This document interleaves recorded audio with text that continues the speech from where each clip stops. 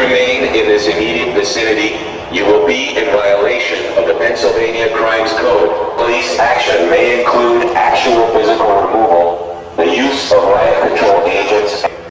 Well, that was a scene from the Battle of Pittsburgh this week.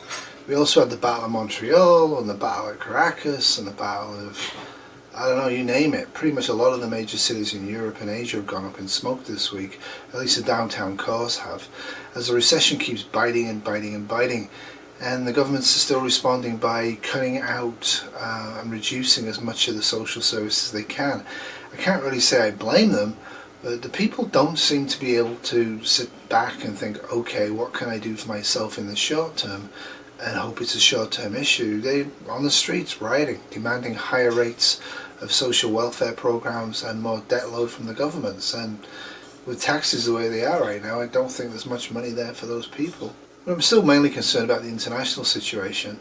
As you'll see, Donald J. Trump went for the Nobel Prize this week, claiming that he had decided to call off an airstrike on Iran, which is good, because airstrikes, although they're presented in the West as surgical precision strikes that hurt nobody but bad people, often do kill men, women and children who have got zero to do with the issue. But of course the major question we're all asking is, why is America flying drones into Iranian airspace?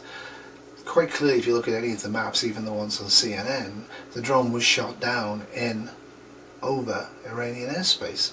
So that by itself was kind of a provocation. India is also jumping in here. America's got almost nobody in Europe and nobody in Asia that thinks that their policy on Iran is the correct one, and feel that all it's going to do is lead to a land war between America and Iran, that America will win in the short term, and like Afghanistan and Iraq, lose in the long term. And certainly the people fighting it, what are we fighting for? The country was rehabilitating itself to some degree, and Europe and Asia are very happy, and Japan were all very happy with the nuclear agreement that was in place and the supervision of it. But America just didn't believe that, and they've decided to take strong action. Of course, the one thing that I'm really worried about with Iran is if American troops do go in, please remember, Iran is a nuclear power. They may not have ballistic missiles. I doubt they have any nuclear weapons at all. Who knows? That's what everybody's focusing on. I'd be looking at their nuclear waste. Wouldn't take too much effort to ship waste in container trucks over to various ports in the States, wait for the wind to be in the right direction, and then remotely blow them up.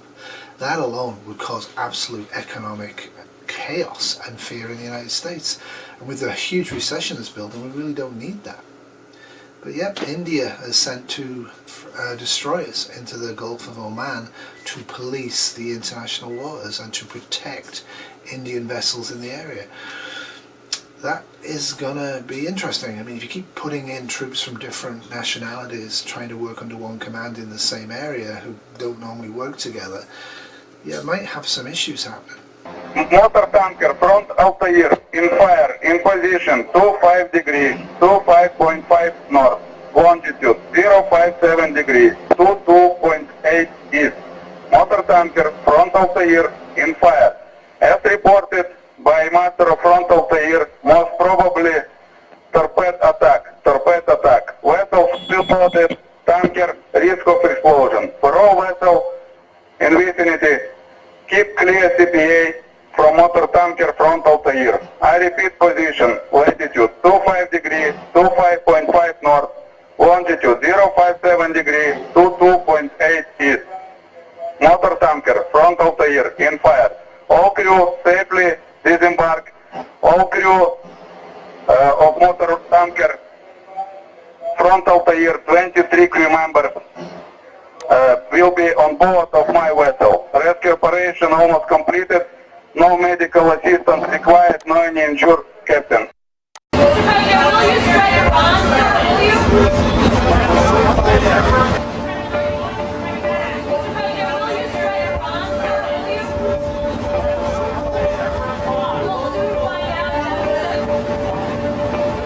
I find it hard to believe it was intentional, if you want to know the truth. I think that it could have been somebody who was loose and stupid that did it, but it was a very foolish move.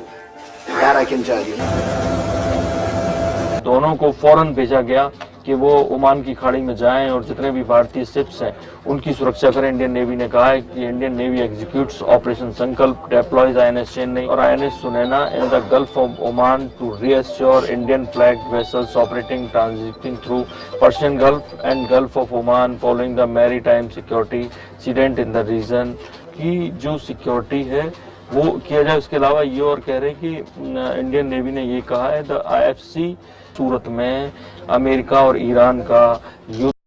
Simply put, I don't think we can afford to lose a third of the world's oil supply right now. I really don't. Things are pretty bad. Oil prices have gone through the roof everywhere. I'll just focus on the main news, civil disobedience all across the planet. I'll just show you a whole bunch of clips in a row. It's the same story everywhere.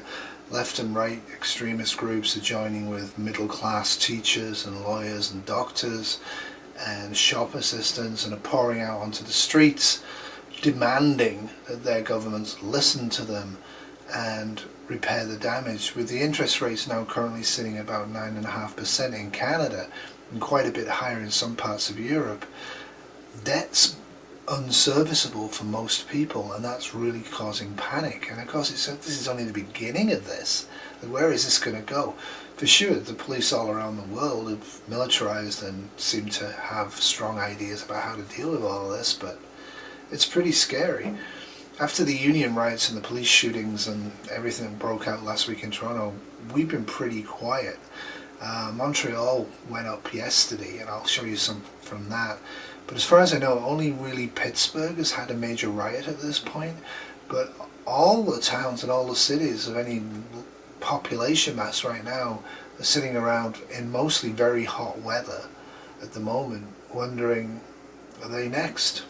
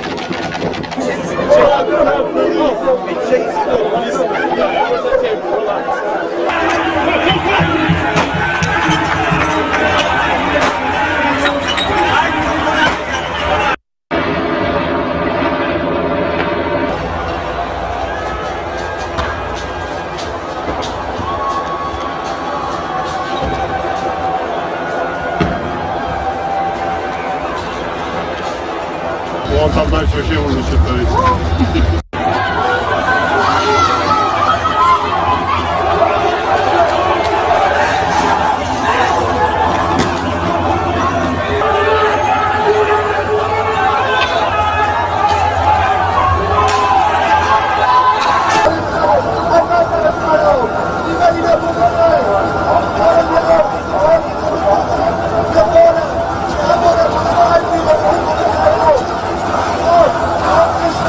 Thank you.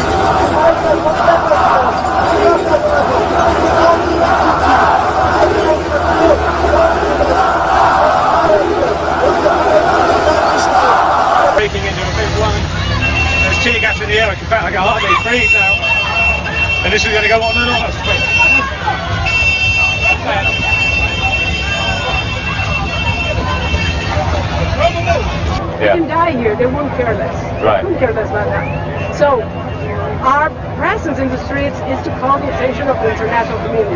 Right. That's it.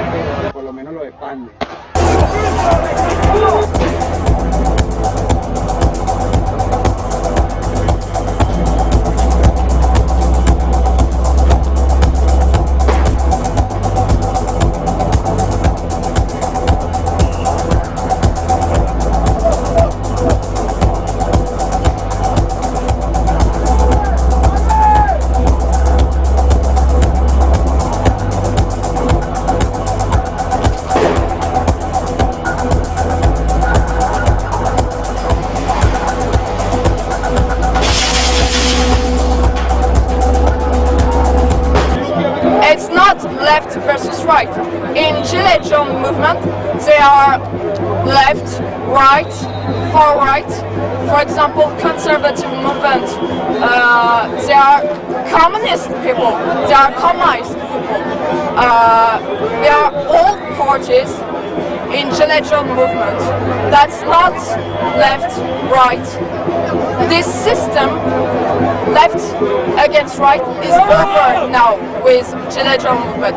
Now French people are together against this government and against the New World Order. Truly disturbing scenes, and hopefully this will all get solved soon. But in the meantime, things aren't looking great. Warren Buffett had a few things to say about it recently, and that was seized upon, but he didn't really offer any hope.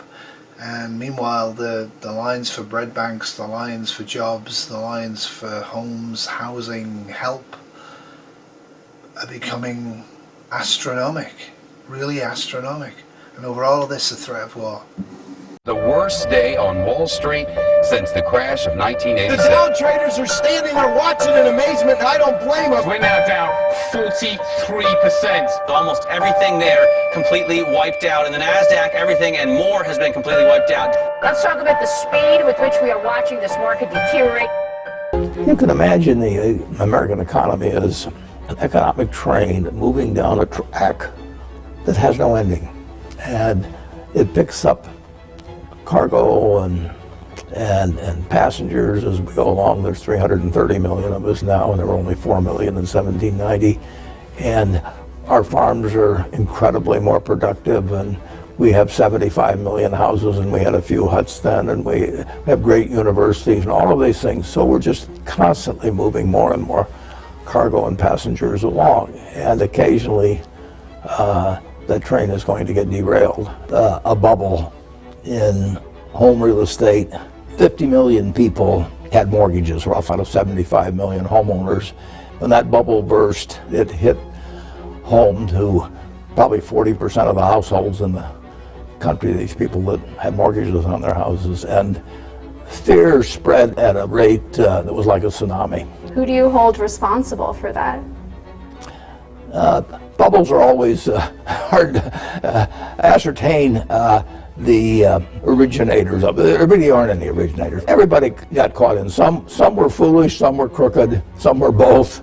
But you had a mass illusion that it could go on forever. You had Wall Street firms participating, you had mortgage originators participating, but you had the public participating. And it was, you know, it was a lot of fun. I mean, it was like going to Cinderella, going to the party. I mean, it was all going to turn to mice and pumpkins at midnight, but nobody wanted to leave until 1 minute to midnight, and the rush for the door was couldn't be handled. People starving, people not having anything to eat, people not being able to pay their bills. All the time. I hear about it all the time. You know, a lot less family dinners going on. I'll tell you that. So. See, even my mom, she's even laid off from DHL. She's been there 16 years and they laid her off. So just this experience alone is like an eye-opener, you know.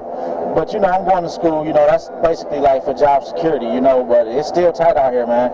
Even at this point, it's people with degrees who don't even have a job. The company I worked for dealt with furniture, which is kind of a high-ticket item, and with the credit markets the way they are, and, you know, people tight with money, the business just dropped off completely. It's been very difficult. You have to budget and, you know, make some sacrifices, and you know, there's a lot of anxiety because my wife is in an industry that is, you know, doing pretty poorly as well. So you never know when she's going to come home with the pink slip. News about the nation's job market only gets worse day by day. Macy's now plans to eliminate 7,000 positions. And look what happened when the Miami Fire Department posted just 35 jobs. More than 1,000 people turned out to apply.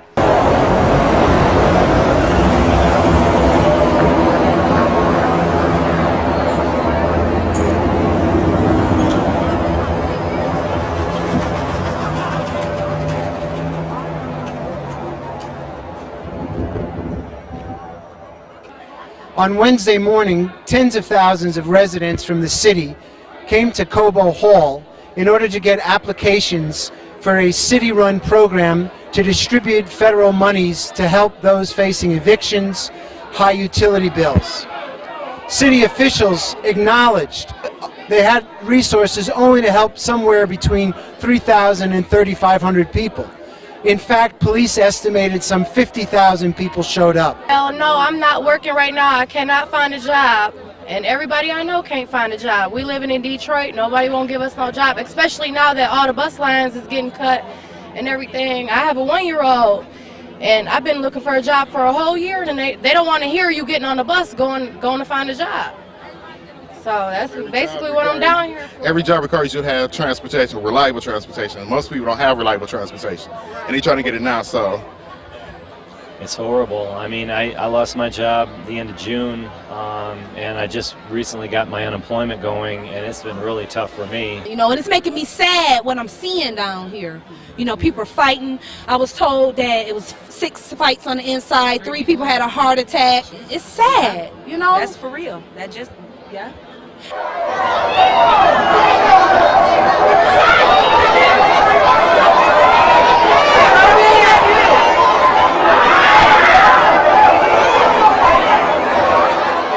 what do you think of this situation? It's crazy. I mean, this is a definite wake-up call for Detroit and for the rest of the population. It's a real wake-up call.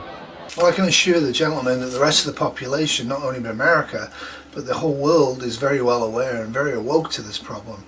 I get to go to work this week, which I'm counting my blessings for. The government didn't release the budget. They made a couple of tactical moves. They raised a little bit of tax on gasoline, and they've raised provincial sales tax to I think 15 to 16%, and they're going to do a budget. They're saying they're wanting to evolve the situation and take some time, and they don't want to adversely affect business. Well, business is really smashed. Like I said last week, GM shut down completely, Toyota's shut down completely. All of our car manufacturers in Canada are shut. And from what I'm hearing, pretty much most of them are shut in the States as well. Nobody is buying a new car. Nobody's leasing. And as they were saying in Detroit, a lot of people can't pay leasing or can't pay car finance. With the interest rates at 9.5% to 10% for base rate right now, which is like more than doubled in over the last 2 weeks or so, it's really, really tough to pay debt. It's really tough to pay your bills. Anyway, it's getting worse than all this. I mean, I don't know how much worse it can get, and hopefully it's going to start perking up soon, but there's actually now reports that some areas of the United States are actually experiencing grocery store shutdowns because they've been laying off so many people that their supplies to get into the grocery stores are actually not arriving on time.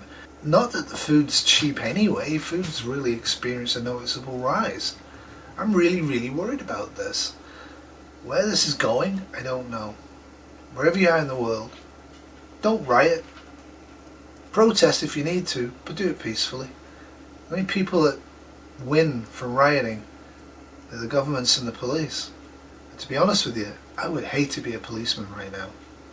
Bye. For you guys, when the siege of Save-A-Lot went down, why did you not come to the rescue? We're just getting those containers this week. So, you know, they did their best. It's kind of difficult to make up for 15 to 20 containers. Story on the vacant O'Malley supermarket in Carmel earlier this week. We've had several viewers reach out to RTV6 asking about vacant grocery stores in their neighborhoods. Tonight, RTV6's Nicole Griffin is working to get answers and learning about the concerns for people living near those empty buildings.